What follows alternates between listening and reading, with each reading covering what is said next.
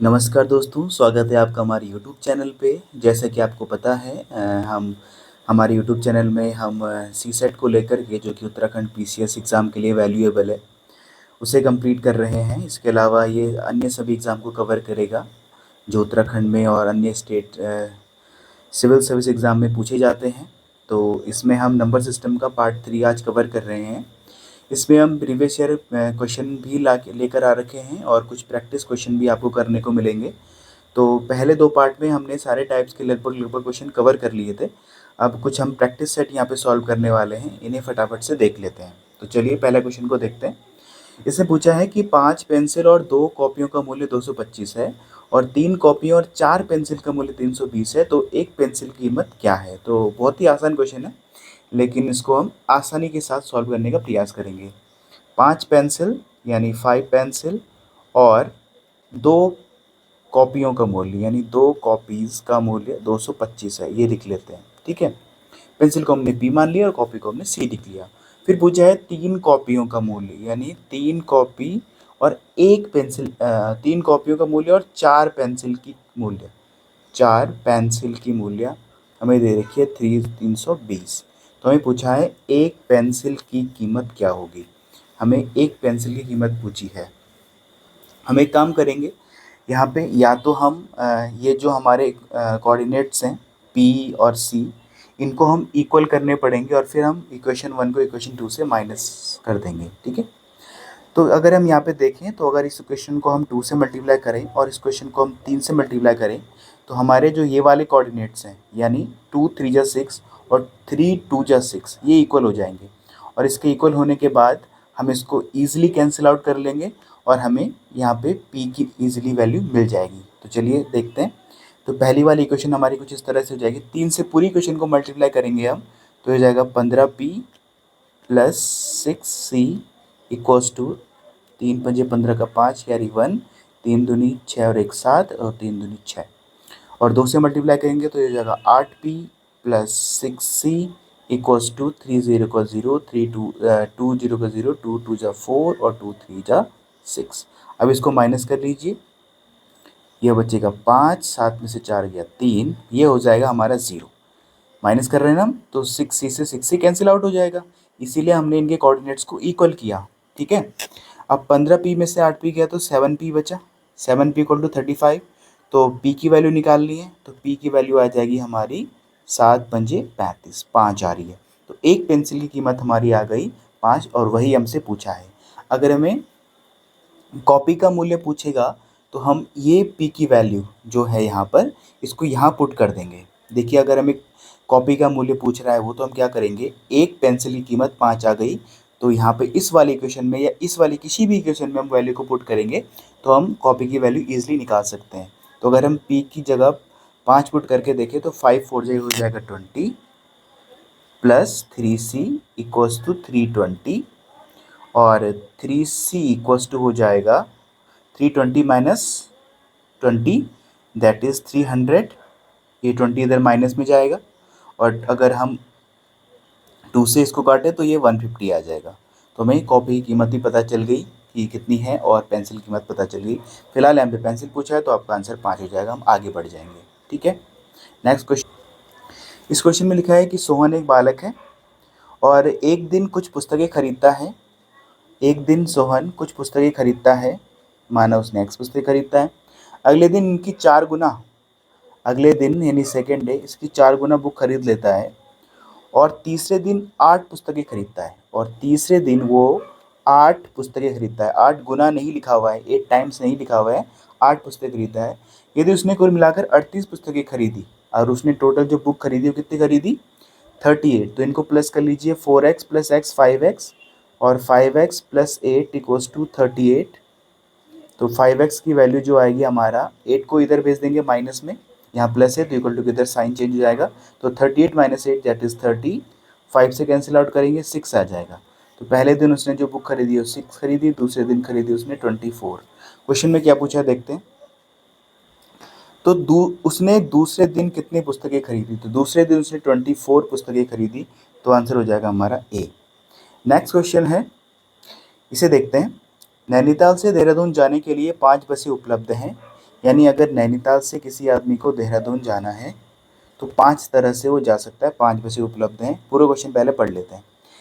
यदि एक आदमी उस बस से नैनीताल वापस नहीं आना चाहता है जिससे वह देहरादून गया है, तो नैनीताल और देहरादून के बीच में कितने तरीकों से आने जाने की यात्रा की जा सकती है? तो इस क्वेश्चन को हम इस तरह से समझते हैं। देखो, यहाँ है नैनीताल और यहाँ है देहरादून। नैनीताल और देहरादून के बीच से 5 बसें चलती हैं। पहली बस ये है, दूसरी बस ये है, तीसरी बस ये है, चौथी बस ये है और ये है 5वीं बस। ठीक है, तो जब 4-5 बसें इधर जाती हैं तो 5 बसें वापस भी आएंगी। लेकिन एक आदमी जो है वो देहरादून जा रहा है, यानी इस एन प्लेस से डी प्लेस तक जा रहा है, तो वो 5 तरीके से जा सकता है। लेकिन यहाँ पे उसने बोला है जाने के लिए तो 5 बसें उपलब्ध हैं। लेकिन जिससे वह देहरादून गया है तो नैनीताल और देहरादून यदि एक आदमी उस बस से नैनीताल वापस नहीं आना चाहता, लेकिन जिससे वो जाता है उससे वापस नहीं आएगा, यानी अगर वो पहली बस से जाता है तो बाकी के 4 से वापस आएगा, 1 2 3 4। अगर वो पहली बस से नहीं दूसरी बस से जाता है तो बाकी के 4 बस से आएगा। यानी जाने के तरीके 5 है और आने के तरीके 4 हैं, तो टोटल तरीके हम देखें तो कितने हो जाएंगे हमारे 20। तो इसको ईजिली हम सॉल्व कर सकते हैं, 20 हमारा आंसर आ जाएगा। नेक्स्ट क्वेश्चन पे आते हैं। इसने पूछा है कौन सी संख्या 45 से कम्प्लीटली डिविजिबल है, पूर्णतः विभाजित होती है। तो 45 का मतलब है 5 9 45, 5 9 45। तो ऐसा नंबर जो 5 से भी और 9 से भी डिविजिबल है वो हमसे पूछ रहा है। तो 5 से 5 का डिविजिबिलिटी टेस्ट हमें पता है कि ऐसे नंबर जिनके यूनिट प्लेस में 0 या 5 आता है वो सारे नंबर 5 से डिविजिबल होते हैं। तो सभी के लास्ट में 0 और 5 है, तो 5 का तो खेल खत्म हो गया।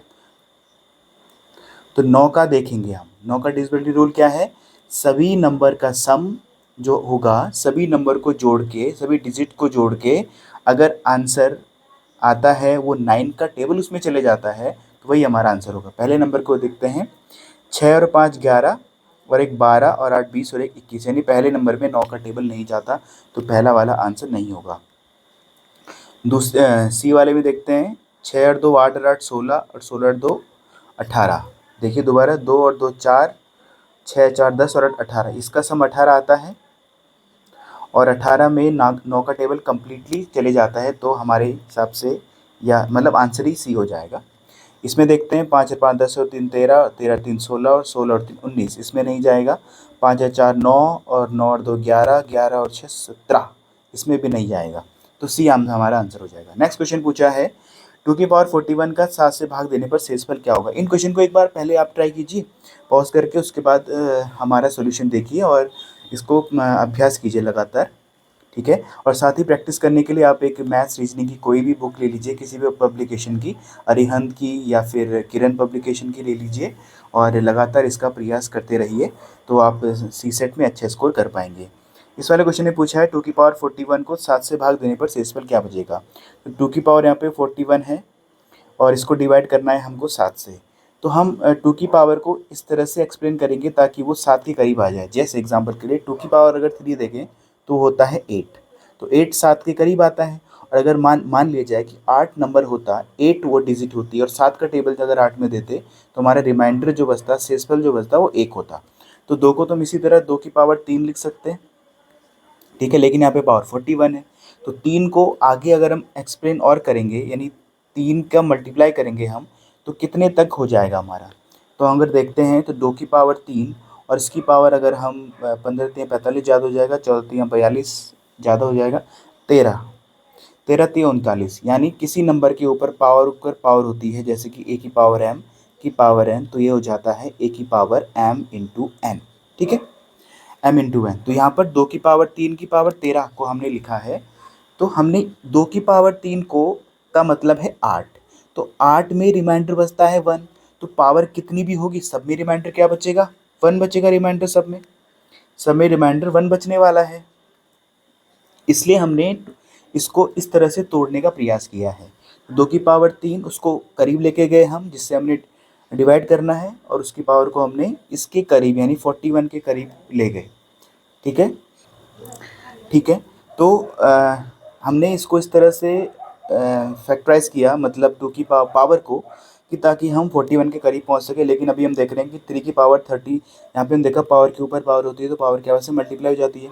तो 3 की पावर अगर 13 हो जाएगी तो पावर के ऊपर पावर होगी तो 13 3 जा 39 होगा।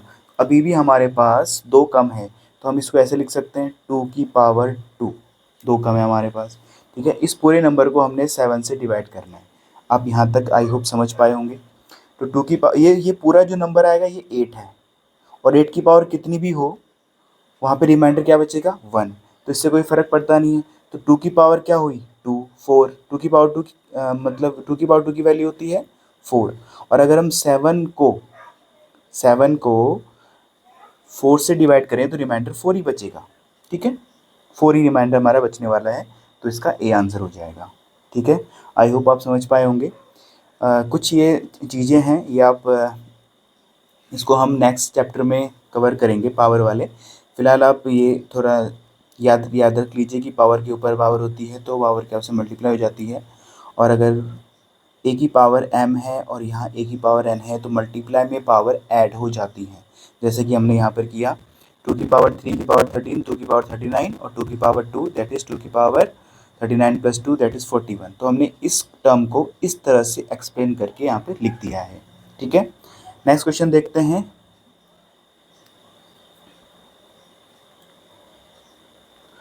यदि एक संख्या के 1/4 का 1/3 15 है तो उस संख्या का 3/10वां क्या है। यानी इस क्वेश्चन में ये पूछ रहा है कि यदि कोई नंबर है, माना यदि एक संख्या है, मान लेते हैं x है, उसका 1/4 का 1/3 का 1/3 15 है, तो वो नंबर क्या है। पहले तो वो नंबर है 15 अपनी जगह है, 4×3 12 नीचे है, मल्टीप्लाई डिवाइड में है यहाँ पर, ऊपर यहाँ मल्टीप्लाई में चले जाएगा, वो नंबर ये है। उस संख्या का 3/10वां हिस्सा क्या है। इसका 3/10वां यानी 3/10 ये पूछ रहा है वो। तो इसको इजीली हम 5 से 2 टाइम्स काट देंगे। 5 3 जा 50, 2 से काटा 6, 3 3 जा 9 और 9 6 जा 54, तो हमारा ये आंसर हो जाएगा।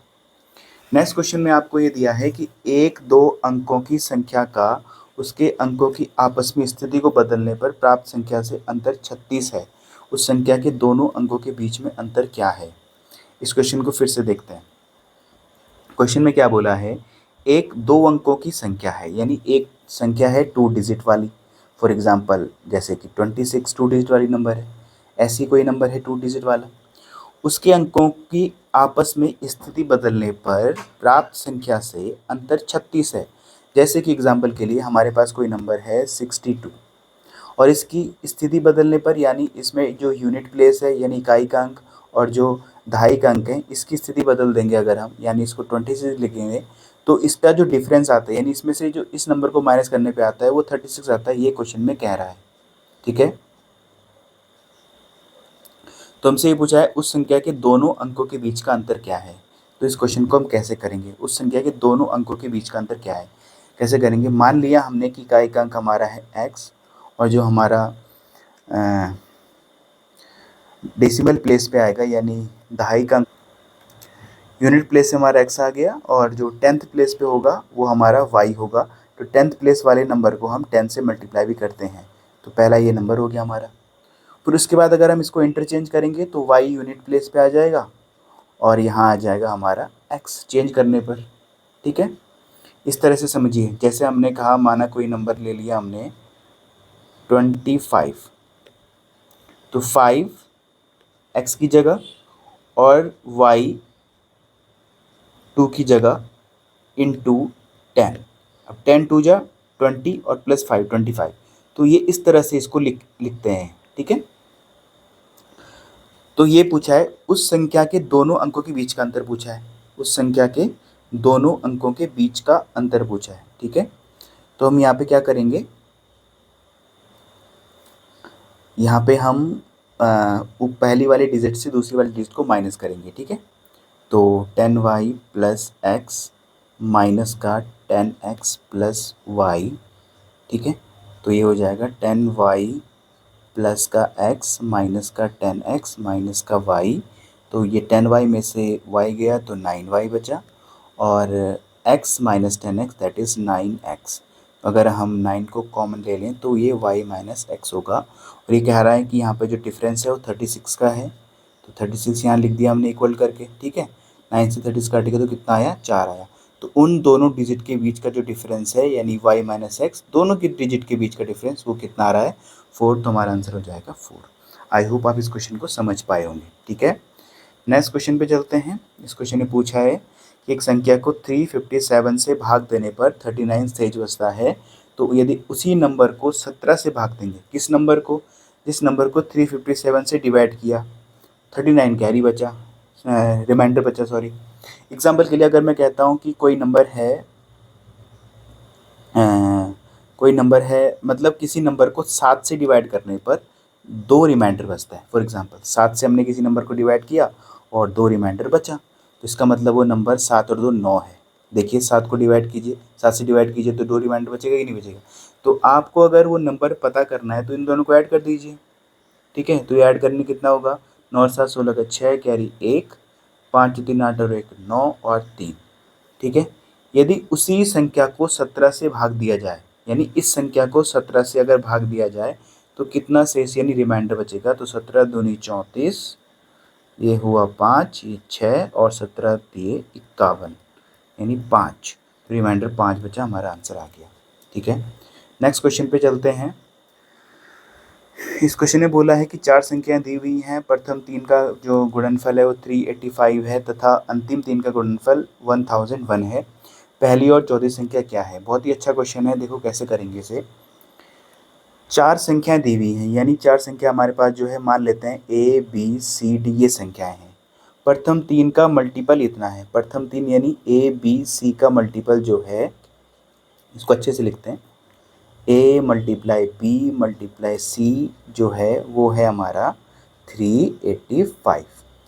और इसके बाद जो हमारा अंतिम 3 का गुणनफल यानी अंतिम 3 ये हुए बी सी और डी, इनका मल्टीपल है 1001। तो हमसे पहली और चौथी डिजिट पूछी है कि पहली और चौथी डिजिट क्या होगी, यानी ए और डी हमें निकालना है, ठीक है। तो अगर हम देखो, यहाँ देखो, अगर हम इस वाले जो ये वाला है हमारा नंबर, यानी इक्वेशन मान लेते हैं, तो अगर इस वाली इक्वेशन को हम पहली वाली इक्वेशन से डिवाइड करेंगे तो यहाँ पे आ जाएगा a इंटू बी इंटू सी, और यहाँ इक्वल के इधर आ जाएगा, अपॉन में 385, ठीक है, 385, ठीक है। अब यहाँ देखिए ऐसे क्यों किया हमने, क्योंकि b से b कैंसिल आउट, c से c कैंसिल आउट और d और a नंबर बच जाएगा हमारा। यानी अगर हम इन नंबर को काटेंगे तो हमारे पास ऊपर जो नंबर बचेगा वो d होगा और नीचे जो नंबर बचेगा वो a होगा। तो इन्हें काटना शुरू करते हैं, किससे कटेगा, तो इसको देखते हैं, 11 से कट जाएगा, ठीक है। 11 से काटते हैं, क्योंकि 11 3 जा 33 और 11 पंजे 55, ठीक है। 11 9 99 और एक बचा 11 एकम 11, ठीक है। फिर 91 नीचे हो गया 35, फिर इसे काटते हैं तो ये 7 से काटते हैं, 7 पंजे 35 और इसे काटेंगे 7 से तो 13 सत्ता 91। तो ऊपर जो नंबर आया वो है 13 और नीचे जो नंबर आया वो है 5, ठीक है। इसमें इसको 11 से हम इसलिए काटें क्योंकि इसमें 11 का डिविजिबिलिटी रूल अप्लाई हो रहा है। जो पे 11 का डिविजिबिलिटी रूल क्या है कि इवन प्लेस और ऑड प्लेस के नंबर के सम का जो डिफरेंस होता है वो 0 आता है। फॉर एग्जांपल वो हम किसी दूसरी वीडियो में कवर कर लेंगे, खैर अभी आप इस क्वेश्चन को देख लीजिए। तो यहाँ पे हमारा आंसर ए की वैल्यू आ गई 5 और बी की वैल्यू आ गई हमारी, और डी की वैल्यू आ गई 13। तो 5 और 13 यानी ये आंसर हमारा हो जाएगा। नेक्स्ट क्वेश्चन पे चलते हैं, ठीक है। इस क्वेश्चन पूछा है दो प्राकृतिक संख्याओं के बीच का अंतर 3 है, यानी दो नंबर के बीच का अंतर x और y मान लेते हैं तो 3 है, और उनका जो रिवर्स है यानी x अपॉन वाई और x 1 अपॉन x और 1 अपॉन वाई वो है 1/2, ठीक है। तो अगर हम इसे इक्वेशन से करेंगे तो ये काफ़ी लंबा इक्वेशन, काफ़ी लंबी इक्वेशन हो जाएगी और ये लंबा क्वेश्चन हो जाएगा। तो इसे हम ऑप्शन से भी सॉल्व कर सकते हैं। तो कैसे करेंगे ऑप्शन से सॉल्व, यहाँ पे देखिए आपको पूछा है 2 नंबर का अंतर 3 है, तो सभी का अंतर यहाँ पे 3 है, लेकिन उनके व्युत्क्रम यानी उनका जो रेसिप्रोकल है, उनका जो योग है वो 1/2 है। तो यहाँ पे हम इनका रेसिप्रोकल निकालेंगे। फॉर एग्जांपल हम 1/4 प्लस 1/7 करेंगे, तो इसका रेसिप्रोकल का सम करेंगे तो 1/2 कहीं से दिख ही नहीं रहा है, 1/2 आएगा ही नहीं। यहाँ एलसीएम आएगा 28, यहाँ हो जाएगा 7 + 4, तो यह जाएगा 11 + 28, आएगा ही नहीं। ठीक है, ये भी नहीं आएगा। पहला वाला नंबर देते हैं 1/6 प्लस 1/3, एलसीएम आएगा 6, 6 का 6 में टेबल 1, 3 का 6 में टेबल 2, यानी 3/6 दैट इज़ 1/2। तो आप ऑप्शन से करके फटाफट कर सकते हैं, यानी पहला नंबर हमारा है। इस अगर आप यहाँ पे कोई क्वेश्चन बनाने पे लगेंगे तो ये काफ़ी लेंथी प्रोसेस हो जाएगा, लेकिन हमें आंसर फटाफट निकालना है। ठीक है, नेक्स्ट क्वेश्चन पे चलेंगे। इसमें पूछा है 2 जीन्स और 3 कमीजों का मूल्य, यानी 2 जीन्स और 3 शर्ट का जो कीमत है वो है 3,500, और 3 जीन्स और 2 शर्ट की कीमत है 4,000। तो एक जीन्स का मूल्य, ये पहले वाले क्वेश्चन की तरह है, सेम एज इट इज़। यहाँ पे भी हमें वेरिएबल इक्वल करने हैं। यहाँ पे आप 3 से मल्टीप्लाई कर दीजिए और इस वाले को, इसको 3 से मल्टीप्लाई कर दीजिए, इसको 2 से मल्टीप्लाई कर दीजिए, वेरिएबल हमारे सेम हो जाएंगे। वेरिएबल सेम होने पर आप पहली वाले क्वेश्चन से दूसरी वाले क्वेश्चन या को माइनस कर सकते हैं और हमारा जो जीन्स की वैल्यू है वो आ जाएगी। ठीक है, तो ये क्वेश्चन आपके लिए है। नेक्स्ट क्वेश्चन पे चलते हैं। नेक्स्ट क्वेश्चन यहाँ पे दिया हुआ है,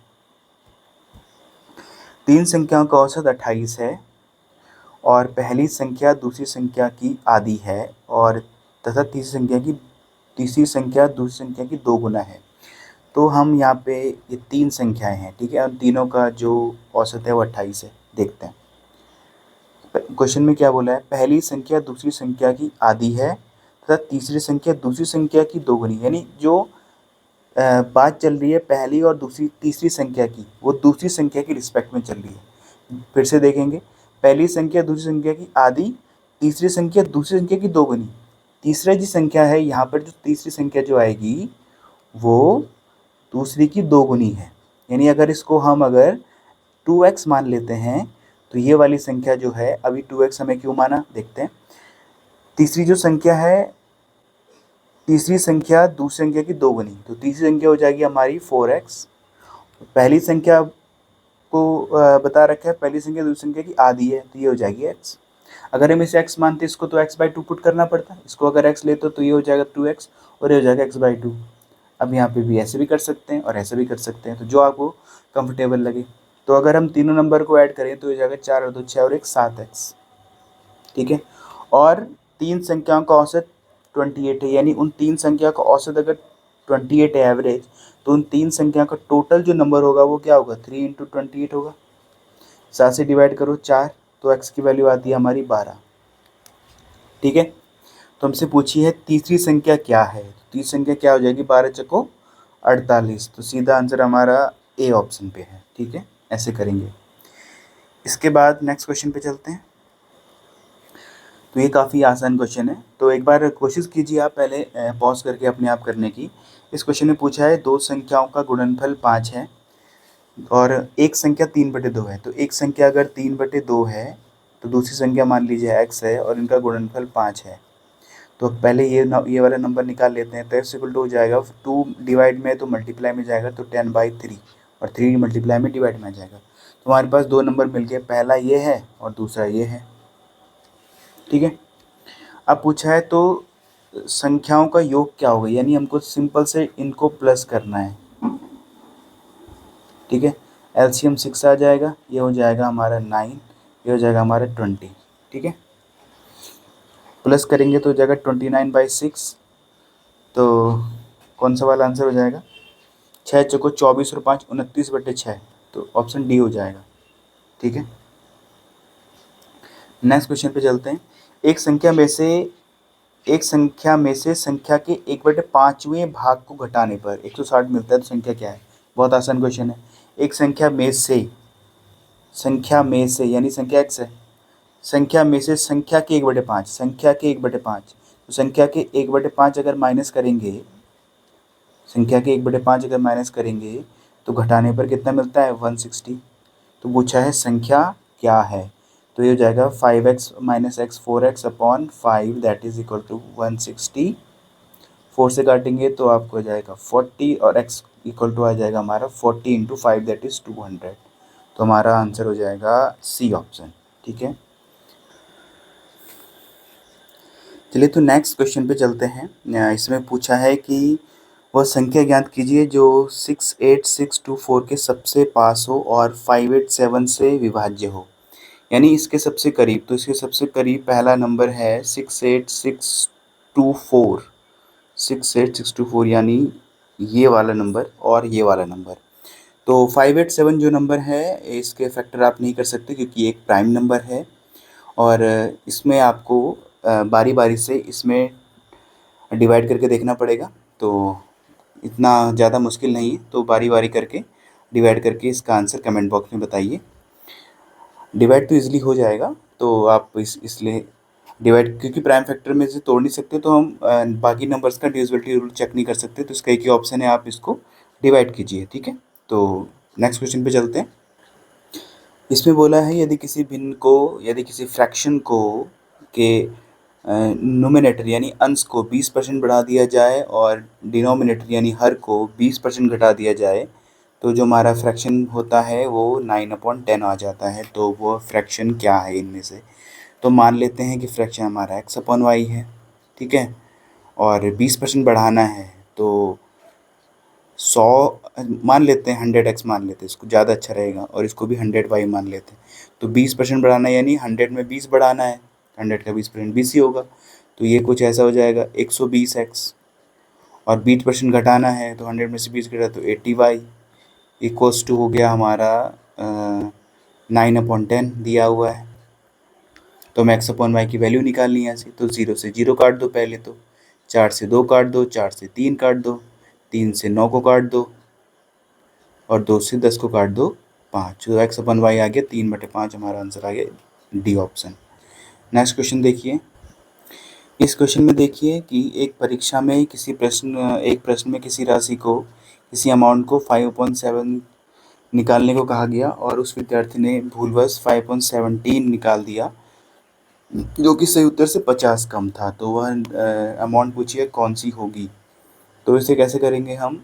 माना कि वो नंबर x है और उसका 5/7 निकालना था और निकाल दिया 5/17, तो आप उसका x का 5/17 लिख देंगे, और जो डिफरेंस आया वो 50 का आया। ठीक है,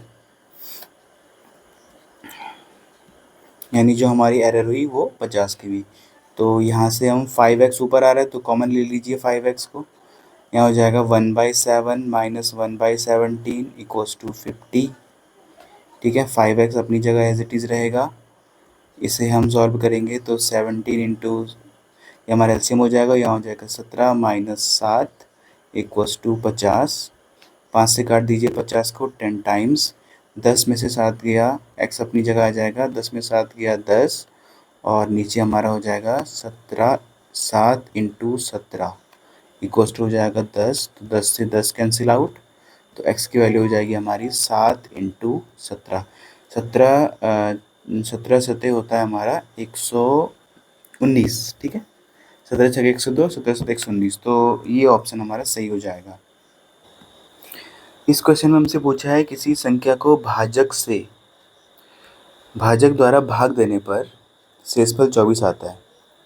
किसी नंबर को अगर हम किसी नंबर से डिवाइड करते हैं, डिवाइडेड से किसी नंबर को अगर डिविडेंड को डिवाइड किया जाता है तो वहाँ पे जो हमारा रिमाइंडर आता है वो 24 आता है। और जब उसी संख्या की दोगुनी संख्या को उसी भाजक द्वारा भाग देते हैं तो शेषफल 11 आता है। जब वही नंबर को हम डबल कर लेते हैं और उसी नंबर से डिवाइड करते हैं जिससे कि हमने पहले किया था, तब रिमाइंडर 11 आता है। तो इसे हम रिमाइंडर थ्योरम अगर हमने पढ़ी है, अगर तो जैसे 10th क्लास में भी है, तो वहाँ पे पहले हम थोड़ा समझ लेते हैं इस क्वेश्चन को। थोड़ा सा ये डिफ़िकल्ट क्वेश्चन में गिना जाएगा। जैसे कि अगर हम देखें तो a equals to b q plus r, remainder theorem. अब ये समझाते हैं भी क्या है। अगर माना कोई नंबर है a, इस नंबर को हम अगर b से डिवाइड करते हैं और हमारा जो क्वोशिएंट है यानी b का टेबल a में q टाइम्स गया और रिमाइंडर बचता है r, तब हम इसको इस तरह से लिखेंगे।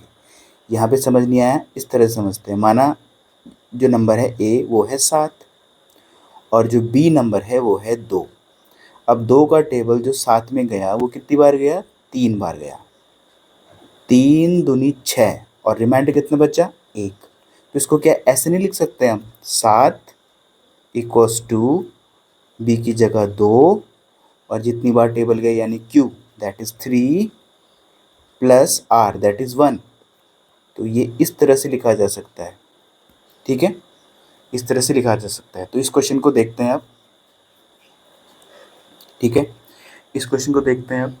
तो माना हमने वह संख्या x है, x मान लेते हैं, a भी मान सकते हैं, कुछ भी मान सकते हैं, ठीक है, और जिस नंबर से उसे डिवाइड किया जा रहा है वो नंबर है y। तब इसे कैसे लिखेंगे, वैसे लिखेंगे x equals to y into q plus remainder कितना बचा, 24, यहाँ दिया 24 बचता है। और उसी संख्या की दोगुनी संख्या को अब इसका दोगुना कर देते हैं, तो ये हो जाएगा 2x, उसका दोगुना कर दिया तो ये हो जाएगा 2y³ प्लस 48 कर दिया हमने दोगुना। को उसी भाजक से डिवाइड किया जाए तो रिमाइंडर 11 आता है,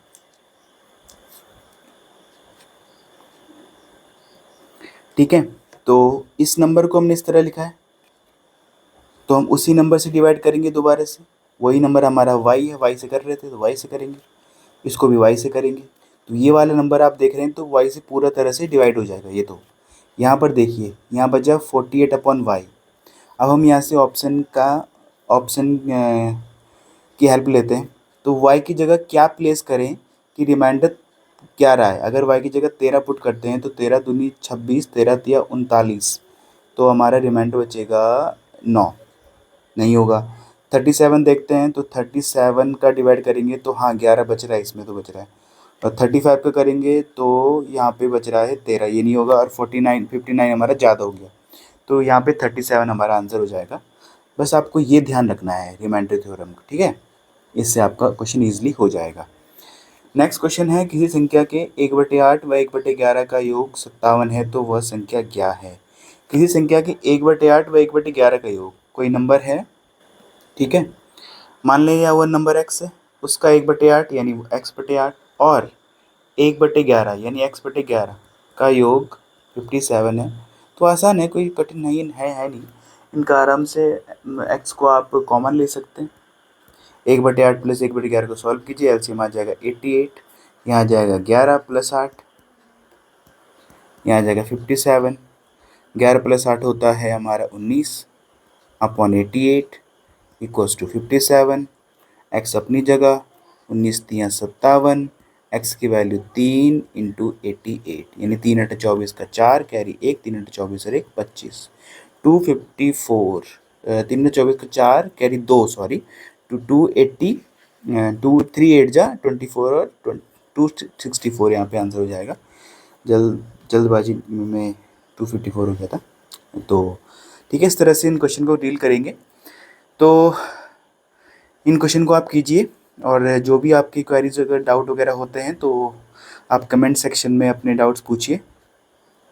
तो इस तरह से हम नेक्स्ट वीडियो लाते रहेंगे। तो कमेंट बॉक्स में बताइए कि नेक्स्ट जो वीडियो लाना है, नेक्स्ट जो हम लेक्चर तैयार करेंगे वो किस सब्जेक्ट पे तैयार करें, मैथ्स या रीजनिंग में से कोई या फिर कोई और अदर सब्जेक्ट्स। तो आप कमेंट बॉक्स में लिखिए, हम उस सब्जेक्ट पर तैयार करेंगे। फिलहाल आप इन क्वेश्चन को कीजिए, तब तक के लिए मिलते हैं नेक्स्ट वीडियो में। Thank you so much. और आप प्लीज़ इस चैनल को सब्सक्राइब कीजिए, हमारा नया चैनल है इस वीडियो पे। Thank you so much.